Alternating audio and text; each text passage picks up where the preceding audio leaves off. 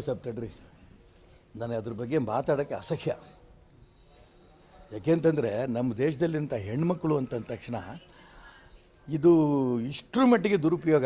ಒಂದು ಸರಿ ಮುನಿರತ್ನ, ಮತ್ತೊಂದು ಸರಿ ಪ್ರಜ್ವಲ್ ರೇವಣ್ಣ, ಮತ್ತೊಂದು ಸರಿ ದರ್ಶನ್. ಟಿ ವಿ ಹಾಕ್ತಿದ್ದಂಗೆ ಹೆಣ್ಮಕ್ಳು ಆಟದ ಗೊಂಬೆಗಳಾಗ್ಬಿಟ್ಟಿದ್ದಾರೆ. ಇಷ್ಟು ನೀಚತನಕ್ಕೆ ಯಾರೂ ಇಳಿಬಾರ್ದು. ನಾನು ಅದಕ್ಕೋಸ್ಕರ ಹೇಳ್ತೀನಿ, ನಾನು ಟಿ ವಿ ಚಾನಲ್ನವರು ಪ್ರಾರ್ಥನೆ ಮಾಡ್ತೀನಿ, ಬೆಳಗ್ಗೆಯಿಂದ ರಾತ್ರಿ ತನಕ ಅದೇ ದರ್ಶನ್ನು, ಅದೇ ಮುನಿರತ್ನ, ಅದೇ ಪ್ರಜ್ವಲ್ ರೇವಣ್ಣ.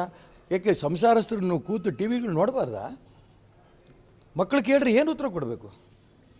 ನಾನು ಅದಕ್ಕೋಸ್ಕರ ಹೇಳ್ತೀನಿ, ಇದನ್ನು ಆ ಟಿ ವಿ ಚಾನಲ್ಗಳು ಕೂಡ ಸಮಾಜವನ್ನು ತಿದ್ದೋ ದಿಕ್ಕಿನಲ್ಲಿ ಪೂರ್ಣ ಪ್ರಯತ್ನ ಮಾಡಲಿ ಅಂತ ಅವರಿಗೆ ಸಾಷ್ಟಾಂಗ ನಮಸ್ಕಾರ ಮಾಡ್ತೀನಿ. ನಾನು ಯಾವುದೇ ಕಾರಣಕ್ಕೂ ಅವ್ರಿಗೆ ಟೀಕೆ ಮಾಡ್ತಾ ಇಲ್ಲ. ಮತ್ತು ಈ ರೀತಿ ಘಟನೆಗಳು ನಮ್ಮ ದೇಶದಲ್ಲಿ ನಡೀತಾ ಇರೋದು, ನಮ್ಮ ರಾಜ್ಯದಲ್ಲಿ ನಡೀತಾ ಇರೋದು ತುಂಬ ಅನ್ಯಾಯ. ಬಿಡ ಎಂತ ಬಿಡಪ್ಪ, ಅದ್ರ ಬಗ್ಗೆ ನಾನು ಮಾತಾಡೋಕ್ಕೆ ಇಷ್ಟ, ಆ ಸಬ್ಜೆಕ್ಟೇ ಮಾತಾಡೋಕ್ಕೆ ನಂಗೆ ಇಷ್ಟ ಇಲ್ಲ.